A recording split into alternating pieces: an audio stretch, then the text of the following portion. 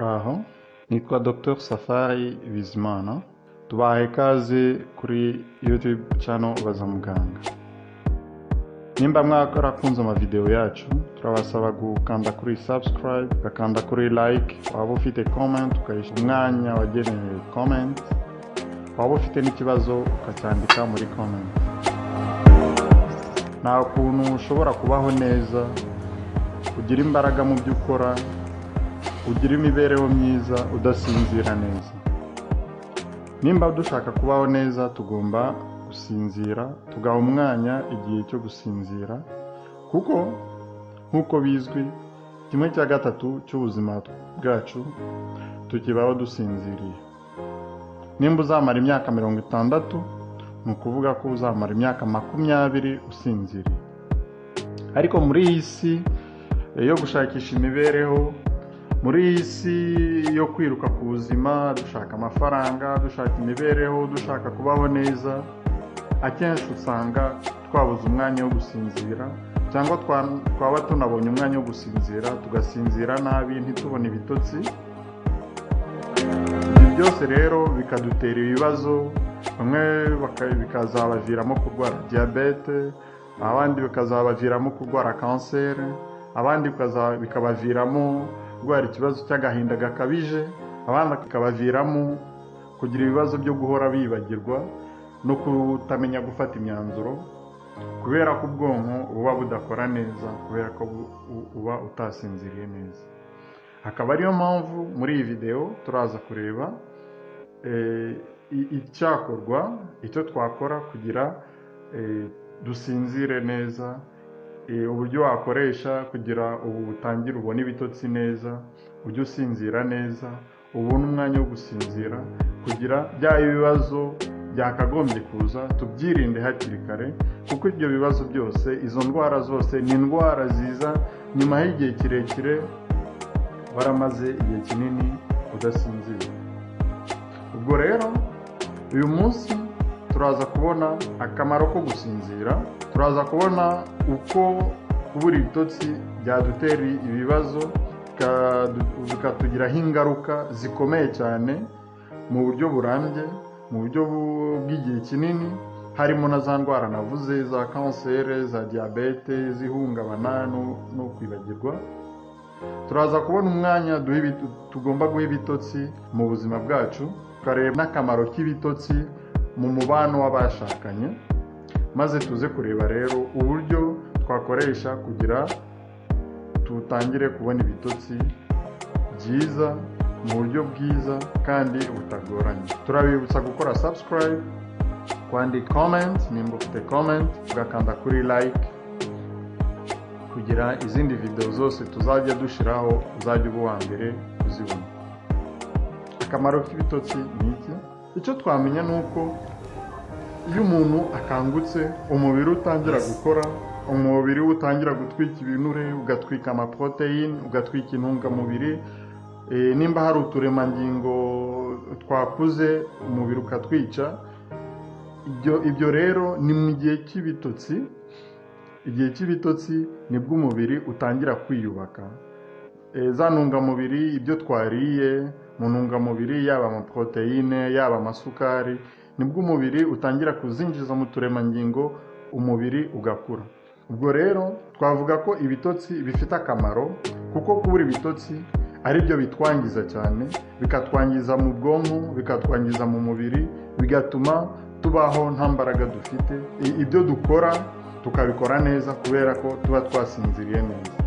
Ubwo rero ntabwo twavuga ko ibitotsi ari ingirakamaro cyane, kuko ni uburyo karemano Imana yashizeho kugira umubiri wacu wongere wiyubake, ushobore gusohora imyanda, ushobore kwiyubaka. Nimba hari imitsi, nimba hari uturemangingo twapfuye, umubiri wacu ushobore gukora utundi dushasha, kugira duhorane itoto, duhore dufite imbaraga mu mubiri. Iyo wiyimye ibitotsi rero, cyangwa ugasinzira nabi, utangira gukora akazi kawe nabi, uhora ufite umwaga, ugahora ufite umujinya, ugahora ufite stress, kandi ibyo ukora byose ukabikora nabi. Nimba uri umunyeshuri ukaba utatsinda ku ishuri, waba ukora akazi ukajya uhora unaniwe kubera ko ubwonko bwawe butabona cya gihe cyo kwiyubaka, kuko ibyo byose biba iyo usinziriye. Ubwo rero icyo twamenya ni uko umuntu agomba kumenya ko agomba gusinzira, umuntu mukuru agomba gusinzira amasaha 7 n'iminota 30 mu masaha 24, ni ukuvuga ku munsi, mu gihe umwana ukiri muto ashobora kugeza no mu masaha 20 mu masaha 24 asinziriye. Ubwo rero turabona ko ibitotsi, gusinzira ari ingirakamaro cyane kugira umuntu agira ubuzima bwiza, kuko ibi byose bigufasha kurekipera wa muruho, wa munaniro uba wirwanye, wa munaniro mu bwonko, byose ubirekipera iyo wasinziriye. Ibitotsi turabona ko ari ingirakamaro kugira umwana abashe gukura. Umwana utagira ibitotsi ntabwo yakura neza, kuko ni mu gihe asinziriye aribwo umubiri ukora ya misemburo bita growth hormone cyangwa hormone de croissance. Izo hormone de croissance zikorwa asinziriye, zamara gukorwa zigatuma umwana gukura mu bwonko, gukura mu mitsi, gukura no mu bindi bice by'ubuzima. Haba hari step ebyiri umuntu acamo. Ni igihe bimara minota 20. Hari igikurikiraho iyo umaze gusinzira, umaze gutwarwa n'agatotsi, winjira mu cyo bita sommeil léger, maze ukinjira mu bwa gatatu, ukinjira muri sommeil profond. Sommeil profond ni ukuvuga ni deep sleep, nicyo gihe umuntu aba yasinziriye neza, ubwonko bwatangiye gukora gake, umutima utangiye gutera gake, imitsi yose n'inyama byose byaruhutse. Icyo nicyo gihe umubiri utangira gukora ya misemburo navuze, ugatangira kwica ya myanda, twa turemangingo twakagombye kuvamo za kanseri twose tugapfa muri icyo gihe cya sommeil profond cyangwa deep sleep. Hari ikindi gihe, iyo iki gihe kirangiye cya sommeil lent, hari icyo bita sommeil paradoxal. Sommeil paradoxal ubundi ni igihe cy'inzozi, igihe umuntu aba arota. Muri iki gihe umuntu aba arota, ubwonko buba bukora cyane, ariko ibindi bice by'umubiri byose bikaba biruhutse.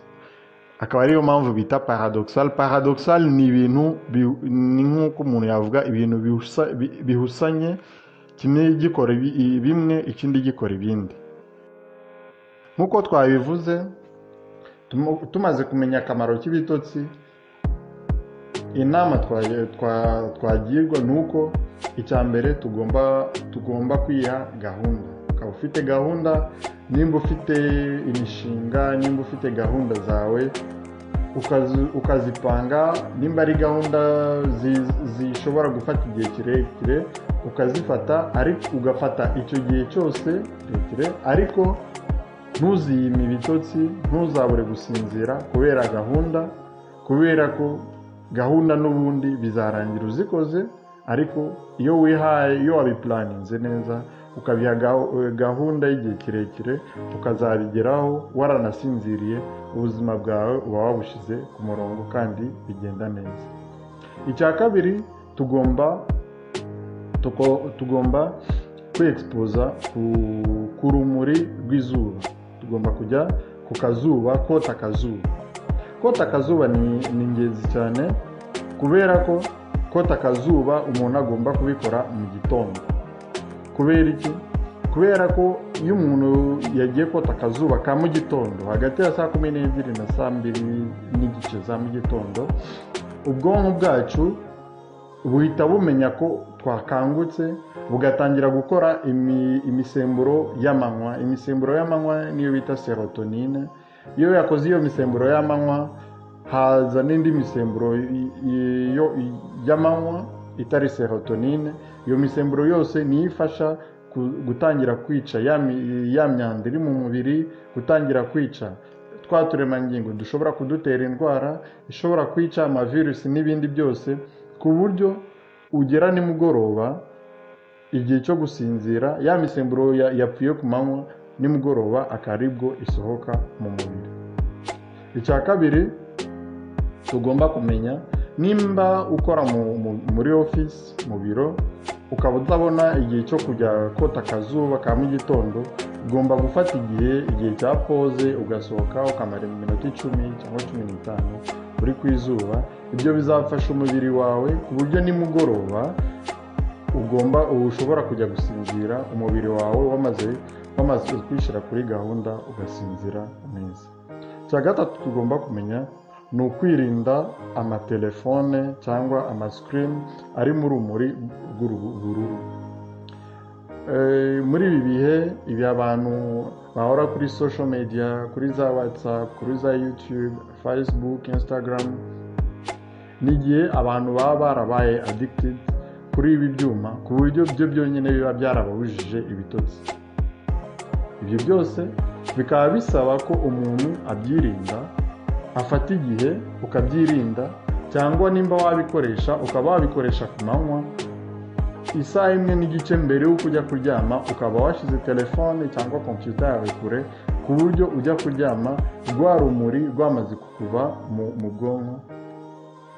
Wamara kuva mu bwonko, ubwonko bugatangira gukora undi musemburo witwa melatonine, kuko iyo melatonine niyo ituma dusinzira. Inama twagira abantu rero ni ugufunga telefone, ni ugufunga izo screen zose, yaba telefone, yaba computer, yaba televiziyo, mbere yo gusinzira, isaha imwe n'igice mbere yo gusinzira. Ikindi tugomba kumenya ni ukwirinda ikawa. Hari abantu benshi buri mu gitondo agomba kunywa ikawa, buri nimugoroba agomba kunywa ikawa, kikaba cyarabaye nk'ikiyobyabwenge cye, kandi ikawa kayinywa kugira imwongera imbaraga. Tuzi ko ikawa iyo yongeyemo isukari ikongera imbaraga, ariko ikibazo cy'ikawa ni uko ituma ubwonko bukora umusemburo adenosine. Iyo ubwonko bukoze umusemburo witwa adenosine, iyo adenosine ijya mu cyo bita mafante presynaptique, yajya mu mafante presynaptique igatuma umuntu atamenya ko yananiwe. Umubiri ukaba wananiwe ariko wowe ukumva ugifite imbaraga nyinshi ku buryo wakomeza gukora akazi. Ibi rero bikaba byakubuza gusinzira. Rero kugira utangire ubone ibitotsi byiza nuko ikawa wayireka. Wakumva udashoboye kwireka ukajya uyifata mu gitondo mbere ya saa 3, kuko iyo uyifashe mbere ya saa 3 za mu gitondo ntabwo igira ingaruka ku bitotsi byawe bya nimugoroba. Icya kane twareba ni ukujya gusinzira mu gihe cyiza. Kujya gusinzira mu gihe cyiza ubundi ni ukujya gusinzira mbere ya saa 3 z'ijoro. Kubera iki? Ni ukubera ko umubiri utangira gukora umusemburo wa melatonine saa 3 z'ijoro. Rero iyo umubiri utangiye gukora umusemburo wa melatonine, iyo melatonine ikajya gustimula icyo bita système réticulé activateur ascendante, maze tugasinzira. Ubu nibwo umubiri utangira gusohora ya myanda yose yishwe ku manywa, ya myanda y'uturemangingo tushobora kukuviramo kanseri n'izindi ndwara, nibwo umubiri utangira kuyisohora. Iyo utagiye gusinzira muri icyo gihe rero, ya myanda n'ubundi ikugumamo ku buryo uko igenda iba nyinshi mu mubiri, ariko nyuma y'igihe runaka, amezi 6, umwaka cyangwa imyaka ingahe, uzatangira kumva warananiwe, ugatangira kumva uhora urwara umutwe buri gihe, ukaba utamenya ko byatewe na kwa kubura ibitotsi, ukaba utamenya ko byatewe na kwa kundi wahoraga uryamusinziriye, uryamutinze, ku buryo byazaguteza ikibazo cy'igihe kirekire kubera ko utamenye ko ugomba gusinzira mu gihe cyiza. Rero ahangaha tugomba kumenya ko ugomba gusinzira amasaha 3 mbere ya saa 6. Ni ukuvuga saa 3 z'ijoro ukaryama, ukabyuka saa 11, saa 12, kuko nibwo ya masaha 7 twavuze aba yuzuye. Ikindi twabona ni uko ugomba kugira matela nziza, ukagira na oreye nziza. Matela nziza tuzi ko nayo ari ingirakamaro mu kuvura imigongo, mu kuvura ibikanu no kugira ibitotsi byiza. Iyo ufite matela mbi, ni hahandi uzahora urwaye umugongo, ni hahandi uzahora urwaye ibikanu, ukagira ngo ni ibindi bibazo, ukajya kwivuza kwa muganga, watugeraho tukaguha imiti, tukaguha amapomade, tukaguha ibiki, ariko bikanga gukira kubera ko ikibazo atari ya miti baguhaye, atari uko ya miti baguhaye itakoze, ariko ari uko uryama kuri matela mbi, ari uko wisegura oreye mbi. Ubwo rero ugomba kureba oreye uryamaho, ukareba matela uryamaho. Ikindi ni uko abantu benshi batazi gusasa, bakaba benshi barara ahantu hadashashe neza. Tukaba twabasaba kureba kuri YouTube uko basasa. Hari astuce nyinshi bigisha uko basasa ku buryo wasasa ugasinzira neza kubera ko aho wajyamye hashashe neza. Ikindi twamenya cya munani twareba ahangaha ni ukumenya ko gutera akabariro neza n'umukunzi wawe akarangiza nawe ukarangiza bibatera gusinzira neza, kubera ko igihe uteye akabariro ugasinzira neza, uteye akabariro ukarangiza, iyo umuntu arangije, yaba umugore, yaba umugabo, yaba umuhungu, yaba umukobwa, umubiri uhita ukora imisemburo yitwa prolactine, igakora imisemburo witwa serotonine, igakora imisemburo yitwa melatonine. Iyo misemburo yose nifatanya hamwe igatuma usinzira neza. Rero nimba ushaka gusinzira neza, ugomba kumenya gutera akabariro neza, ukamenya ko umukunzi wawe yarangije nawe warangije, maze bikabafasha mu gusinzira neza. Ikindi twamenya ni uko tugomba kuzimya urumuri mu cyumba cyacu. Abantu benshi tuzi ko urumuri ari cyo kintu cya mbere gituma umubiri udakora umusemburo wita melatonine, kubera ya melanopsine twavuze. Mu maso yacu haba uturemangingo twitwa melanopsine.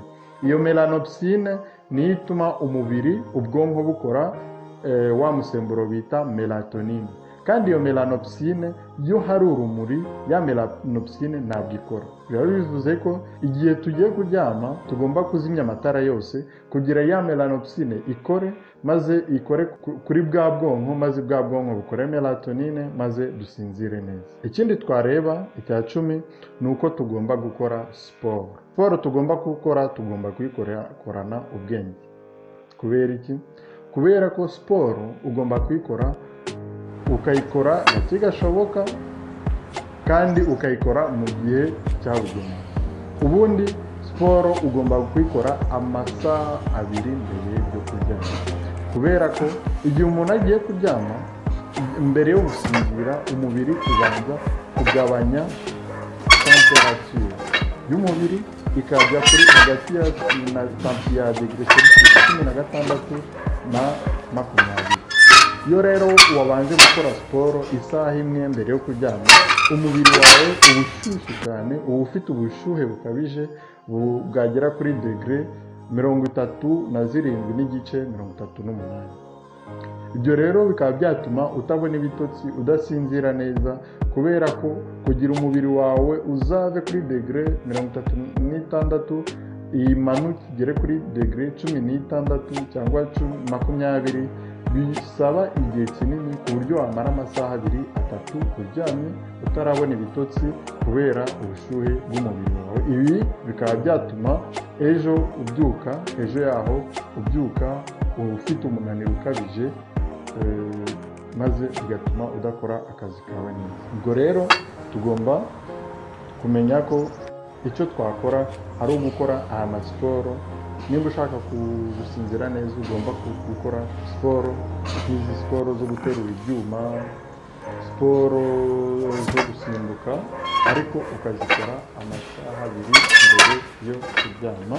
Ikindi twamenya ngaha ni uko tugomba kuba kure y'icyo bita ama-onde electromagnétique. Ama-onde electromagnétique tuvuga aha ngaha ni ama-onde aba mu mateleviziyo, aba mu makompiyuta, aba mu matelefone, aba mu byo bita micro-onde biriya bishusha ibyo kurya.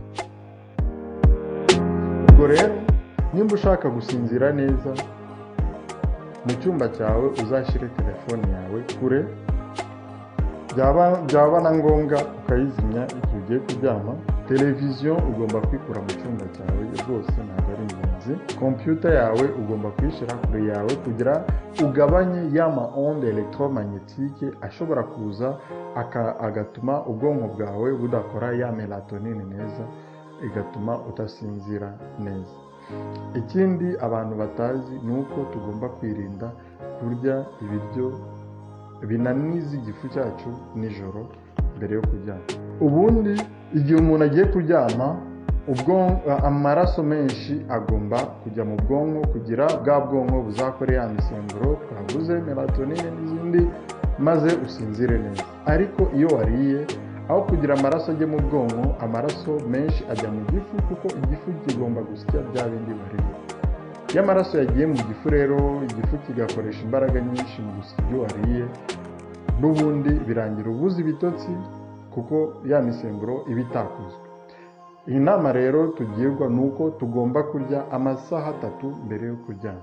Ukarya ibiryo byoroheje nabwo ukabirya amasaha 3 mbere yo kuryama. Ibi byose turabibutsa gukora subscribe. Nimba mutarakora subscribe, mukande kuri like. Nimba ufite comment uyandikiye ahantu hagenewe comment. Ikindi cya gatatu, ikindi cya nyuma twareba ni uko tugomba kwirinda kugira ibitekerezo byinshi. Tugomba kumenya ko umuntu ku munsi umwe agira ibitekerezo 50,000. 50,000 by'ibitekerezo bica mu bwoko bw'umuntu, mu bwonko bw'umuntu. Ibi bikaba byatuma udasinzira kubera stress z'ubuzima, kubera ibibazo ufite, kubera akazi, kubera ibibazo ufite mu muryango.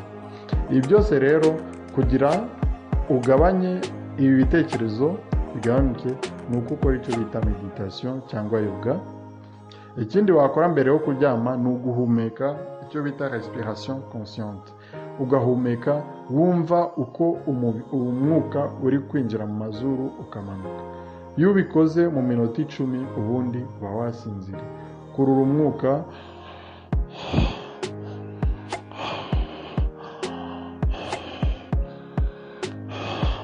iyo ukuruye umwuka iminota 10, wumva ko umwuka uri kumanuka, ukawukurikirana, ukongera ukawukurikirana, ugahumeka iminota 10, bya bitekerezo byose wari ufite bihita bikuvamo, ubundi ugasinzira neza. Ibi nibyo byagufasha cyane. Ikindi cyadufasha, wenda twavuga ku miti. Hari imiti myinshi ushobora gufata nimba warabuze ibitotsi, ariko iyo miti myinshi uyikoresha iyo bwa buryo bwose twavuze haruguru bwanze. Iyo wazikoresheje ni ukuyikora kugira ikore nka boosting, boosting ubwonko bwawe kugira butangire gukora. Hari imiti y'ubwoko bwinshi ushobora gufata. Hari imiti igabanya ububabare, hari imiti za mitriptyline, za tramadol n'izindi bishobora kugufasha, ariko ntabwo ari byo gufata igihe cyose, kuko iyi miti itera addiction. Ni ukuvuga iyo uyimenyereye cyane ushobora kuyireka, none ukazabura ibitotsi burundu. Akaba ariyo mpamvu ugomba kuyifata igihe ibindi byose byanze, kandi nawe ukayifata mu gihe gito gishoboka. Nimba wayifata umunsi umwe cyangwa iminsi 2, ariko ntibibe akamenyero. Ikindi twamenya ni uko ugomba gufata icyayi cya sesame nimba ushaka gusinzira neza. Mu cyayi kirimo sesame ukinywe mu gitondo, wongeremo n'ubuki buke, ariko ubuki bw'umwimerere. Ibi nabyo bizafasha ubwonko bwawe kugenda neza.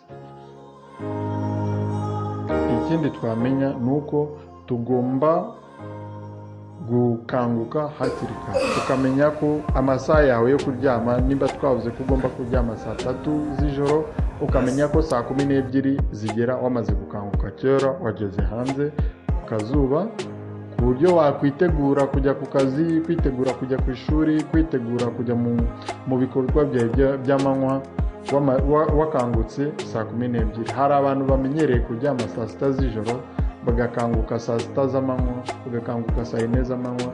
Ibyo bintu ni ibintu byangiza ubwonko, kuko kwa kuryama saa 6 z'ijoro, amasaha yo gusohora ya myanda yose yo mu mubiri aba yarenze, amasaha yo gusohora twa turemangingo dutera ibibazo aba yarenze, ku buryo ibitotsi byawe by'icyo gihe uretse ko bigufasha kutananirwa cyane mu gitondo, ariko nta ngirakamaro cyane bikugirira. Ikindi ni uko iyo ukangutse utinze, ya cortisol umubiri uba watangiye gukora cortisol, kuko cortisol itangira gukorwa saa 12 kugeza saa 2:30. Ya cortisol yakozwe rero ituma umubiri utangira kwakira amasukari, ku buryo mu bihe biri imbere wasanga watangiye kugira umubyibuho ukabije, ugatangira kurwaragurika kubera za gahunda uba warafashe zo kuryama utinze ugakanguka utinze. Amasaha yo kuryama yagenewe meza ni saa 3 z'ijoro kugeza saa 12 z'ijoro. Nimba ushaka kujya ugira ibitotsi byiza rero, ugomba kumenya kuryama kare ukazinduka hakiri kare nk'uko twabivuze. Ikindi cya nyuma twareba ni uko ugomba kumenya imyambaro ugomba kwambara nijoro igihe ugiye kuryama. Mu myambaro ugomba kumenya ni uko ugomba kwambara ibintu bikurekuye, ku buryo bituma umubiri wawe uhumeka, cyangwa byaba binashobotse ukarara utambaye, kuko iyo utambaye habaho communication turemangingo twawe tw'umubiri n'uturemangingo tw'ubwonko, ku buryo twa turemangingo twawe tw'umubiri tumenya ko igihe cyo kuryama cyageze, cyagiye temperature iba yagabanutse, maze bigakomanga ubwonko, ugatangira kwica ya myanda, ugatangira kuyisohora mu gitondo, ukabyuka ufite fraîcheur. Tukaba tubashimiye, tubasaba gukora subscribe, gukanda kuri like no kuri comment. Mwaba mubifite ibibazo mukabishyira mu gice cyagenewe comment. Tubaye tubashimiye, murakoze, naho ubutaha, ciao.